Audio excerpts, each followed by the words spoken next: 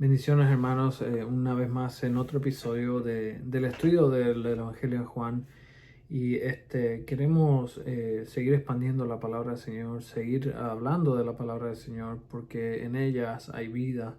Él es la palabra de vida hacia nosotros y en el mundo no hay valor eterno, sino lo que es eterno es la palabra del Señor. Y si nosotros guardamos la palabra del Señor nos guardará a nosotros en los tiempos que han de venir. Y es tan importante que pongamos esas palabras en nuestros corazones, que las memoricemos y que las valoremos de tal manera de que podemos internalizarlas en nuestra vida, en el sentido de que podemos ponerlas en práctica y glorificarlo a Él en todo lo que hacemos en nuestras vidas.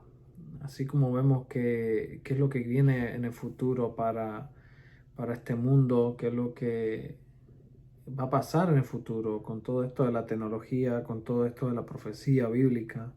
Es importante que nos mantengamos en el fundamento de la palabra. Estuvimos viendo en otro episodio de que Jesús es el pan de vida. Él es el pan, Él es el agua, Él es el vino. Son diferentes aspectos de nuestro Señor Jesucristo que nos llevan a crecer en Él. Y así como dice en Romanos 8:29, que fuimos conformados, que fuimos predestinados a ser conformados a la imagen del Hijo. Entonces estuvimos hablando de todas esas cosas y aún así había mucha gente que no creía en el tiempo de Jesucristo. Hubo mucha gente que lo rechazó, hubo mucha gente que realmente no querían entender lo que es el reino de los cielos, sino que tener su propia perspectiva de lo que son las escrituras. Querían tener una libertad política de los romanos, querían tener una libertad religiosa, pero en sus propios términos. Y por eso terminaron rechazando, porque no creían en la palabra realmente. Profesaban la palabra, pero no la creían en lo que es. Con la palabra me refiero a la Torá, el Ketuvim, los Nevi'im, que son los libros históricos, los libros proféticos. Y con todo esto es una advertencia para nosotros, que asimismo nosotros podemos rechazar la palabra cuando tratamos de tener nuestra propia perspectiva de lo que es el reino de Dios y su justicia. Y tenemos que moldar nuestras vidas y nuestras mentes a lo que es la palabra del Señor. Entonces aquí el Señor Jesús estaba enseñando acerca de la palabra de Él, acerca de que Él es el pan, así como el pan que cayó en el desierto, ese maná que cayó en el desierto, Él asimismo, Él es el maná del cielo. Y así como Él oró en Mateo capítulo 6, que danos el pan nuestro de cada día, Él se representaba a sí mismo como el pan de cada día, que cada día nosotros tenemos que ir a buscar de su presencia para permanecer firmes en Él. Y de esta misma manera seguía enseñando, y creo que vamos a culminar el capítulo 6 en esta grabación. Y dice en el verso 60, al oírlas, o sea, al oír las palabras, muchos de sus discípulos dijeron, dura es esta palabra, ¿quién la puede oír? Que es dura esta realidad. Asimismo, como él hablaba el profeta Ezequiel, come el rollo y va a ser dulce a tu boca, pero va a ser amargo en tu estómago. De la misma manera, cuando nosotros aprendemos la verdad, es dulce a nosotros. Sí, es la verdad. Pero cuando tenemos que ponerla en práctica, ahí es cuando se convierte en amarga. Cuando la mayoría de las veces cuando tenemos que practicar la verdad, el amar a nuestro prójimo, el amar a aquellos que están alrededor de nosotros, cuando ellos no se lo merecen, porque también así mismo nosotros no nos merecíamos que Cristo muriera por nosotros y Él murió. De esta misma manera, así es como se siente el practicar la verdad. Y cuando Jesús estaba enseñando acerca de estas cosas, de que Él es el maná, tenemos que ir a donde Él a buscar el maná diario, de estas verdades que le estaba enseñando. Y dice, esto es muy duro. ¿Quién lo podrá poner en práctica? Esto es demasiado duro. Esto no es demasiado duro que se siente que no es ni siquiera realidad. ¿Cuántas veces nosotros en nuestras vidas hacemos lo mismo? Cuando entendemos que, ok, lo que dice la palabra es muy duro para ponerlo en práctica. Es demasiado duro, pero ¿qué es lo que pasa? Que el Espíritu Santo es el que nos da la fuerza para poner esas cosas en prácticas. Y en el verso 61 dice, sabiendo Jesús en sí mismo que sus discípulos murmuraban de esto, Él les dijo, ¿esto os ofende? ¿Les causa ofensa esto lo que estoy diciendo? Y el Evangelio de la verdad ofende.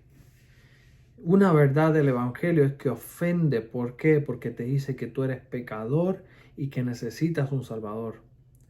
Si tú no eres ofendido a cierto punto por el Evangelio, la pregunta es, ¿realmente somos salvos? Y esto es para introanálisis, para nosotros analizarnos en nuestro corazón. El Evangelio no es color de rosa todo el tiempo, sino que en algún punto nos va a ofender. Van a haber muchas cosas que nos van a ofender. Pero la clave a todo esto es cómo nosotros manejamos esas ofensas.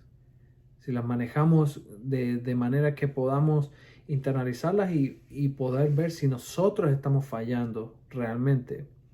O rechazarla porque me duele el orgullo, porque mi orgullo está delante de todo y soy arrogante delante de cualquier verdad que me puedan traer. Y voy a tratar de defender mi verdad en vez de seguir la verdad, que Jesucristo es la verdad. Entonces Jesús le preguntó si esto le ofendía.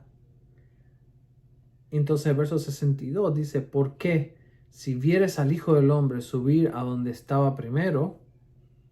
El Espíritu es el que da vida, la carne para nada aprovecha. Las palabras que yo he hablado son espíritu y son vida.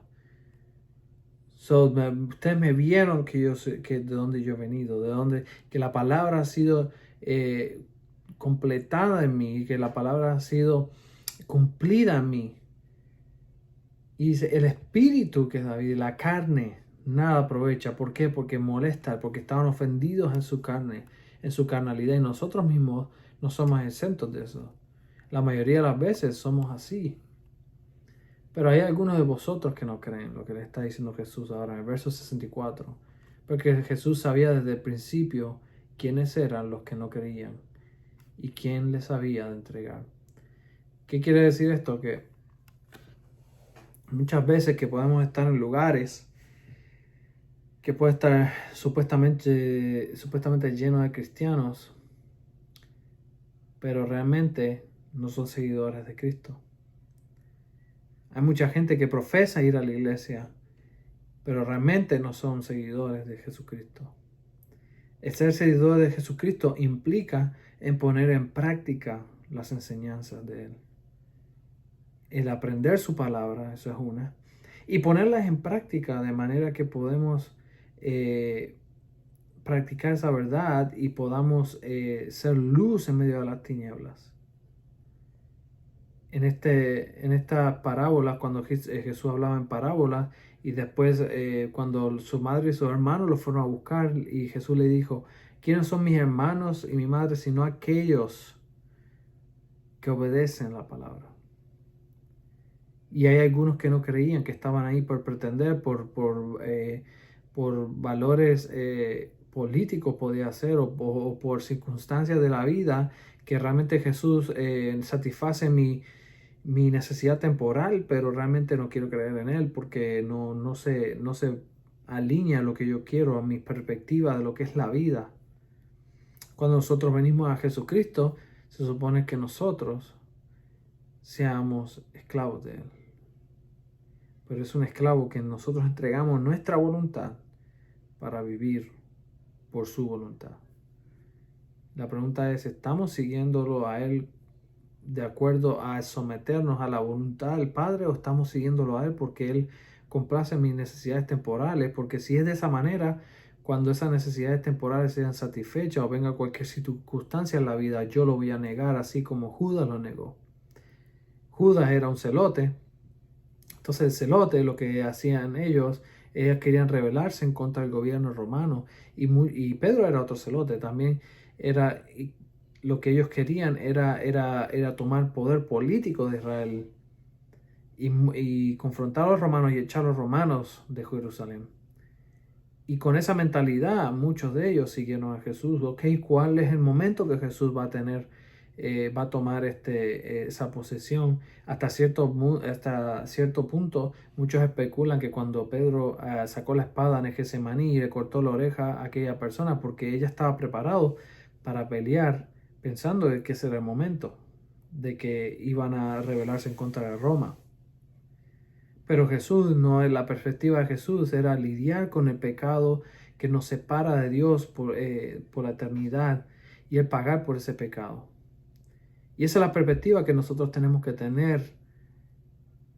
Entonces, ¿cuál es la perspectiva? ¿Qué es lo que nosotros queremos de Jesús? ¿Y qué es lo que Jesús quiere de nosotros? Jesús quiere total rendimiento de nosotros. No quiere que nosotros lo sigamos por lo que Él nos puede dar, sino por quién Él es. Es como aquella relación que pueden tener una mujer o un hombre que sea rico, tenga esta pareja y que lo siga por el dinero que tiene. Y eso da cuenta en cualquier momento que esta pareja lo que está siguiéndolo es por el dinero. Lo que realmente le importa es el dinero, no le importa la persona. Así mismo se siente nuestro Señor cuando nosotros lo seguimos por lo que Él nos puede dar, sino por lo que Él quiere, una relación personal contigo y conmigo. Entonces, muchos no creían. Entonces, y dijo en el verso 65, por eso os he hecho que ninguno pueda venir a mí si no fuere dado por el Padre. Nadie viene al Padre, nadie viene a Jesús si no es atraído por la gracia de nuestro Señor, por la bondad. ¿Qué es lo que atrae eso? Es el corazón. ¿Con qué corazón nosotros venimos? Si venimos con corazones altivos o venimos corazones rendidos totalmente a Él. Queremos conocerlo a Él, conocer su verdad. Y entonces el verso 66, esto es impresionante, a veces la numerología, los números fueron puestos en la Biblia de Ginebra, en los 1500, porque antes de eso no habían versos y capítulos. Pero es impresionante que el capítulo 6, verso 66, puede ser sumamente coincidencia, pero dice, desde entonces muchos de sus discípulos volvieron atrás y ya no andaban con Él. Cuando la enseñanza es dura, cuando las cosas se pusieron un poco más complicadas y las verdades eran expuestas, muchos decidieron no seguirlos.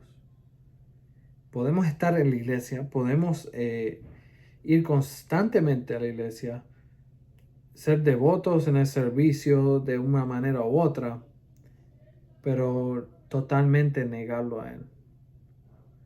Y esto es muy, muy triste. Y dijo en el verso 67, dijo entonces Jesús a los 12, ¿queréis acaso iros también vosotros? Jesús también le dice, ¿ustedes se quieren ir? Ya que muchos están abandonándonos, ¿ustedes también se quieren ir? Y le respondió Simón Pedro en el verso 68, Señor, ¿a quién iremos si tú tienes palabras de vida eterna? Señor, Pedro estaba entendiendo lo que es el reino de Dios. ¿A dónde vamos a ir? Porque no hay nada mejor. Si lo que fuera de ti no hay nada mejor, no hay nada que pueda salvarnos. Tú eres el único que tienes palabra de vida eterna. No hay un futuro, no hay un mañana si no es contigo. Y de la manera que nosotros nos acercamos al Señor, tiene mucho que ver. Y si, Señor, ¿a dónde voy a ir? Incluso cuando yo no me siento bien, cuando mis sentimientos y mis razones me están llevando a ir lejos de ti, pero realmente cuando miro fuera de ti no hay nada que este mundo me pueda dar que pueda satisfacer mi necesidad eterna.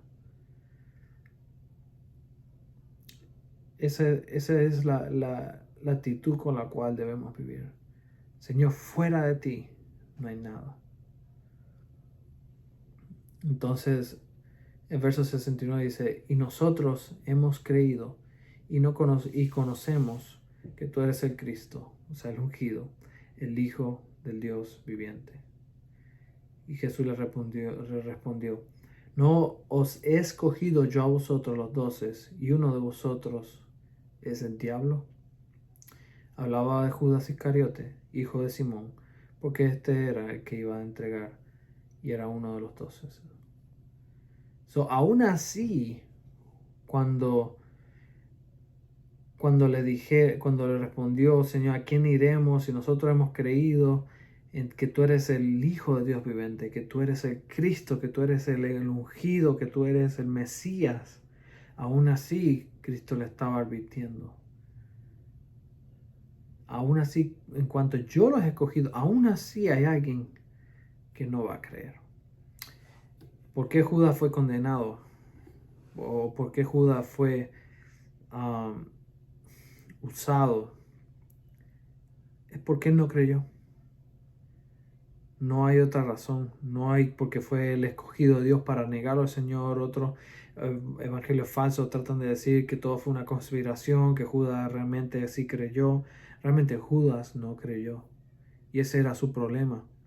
El problema de Judas era que él tenía su propia agenda delante del Señor y nunca se rindió completamente. Aún así, escuchando la verdad por 3 años y medio, él nunca creyó. Y él estando al lado del mejor maestro que podía haber enseñado la historia de la humanidad, y aún así no creyó. Y eso es que sea una lección para nosotros. Podemos tener el mejor maestro de la palabra y aún así no creer. Y aún así ser incrédulos. Que sea una advertencia para nosotros. Él es el único que tiene palabra de vida. ¿A dónde más iremos? No hay nadie. No hay nada que pueda complacer, que pueda satisfacer esa necesidad eterna de que es el estar con el Padre. Tenemos 2 opciones delante de nosotros. O seguirlo a Él o escoger el camino de la condenación eterna. ¿Cuál es el camino de la condenación eterna? Es satisfacer mis propias necesidades, satisfacer lo que yo quiero, lo que yo hago, lo que mis expectativas de lo que la vida significa según mi entendimiento y seguir ese paso o seguir el paso de las Escrituras. El paso que es pequeño en entrar, que es incómodo caminar, que es totalmente incómodo dirigirse en ese paso, pero es el paso que me va a mantener derecho, que es el paso que me va a mantener en la perspectiva que necesito estar, que es la palabra de Dios, que es el paso que me va a dar la vida eterna. Aquí terminamos el capítulo 6, espero que le haya sido de bendición y nada, es muy importante que nos mantengamos en el camino de la vida, que es el Señor Jesucristo. Espero que el Señor los bendiga y que tengan una buena semana.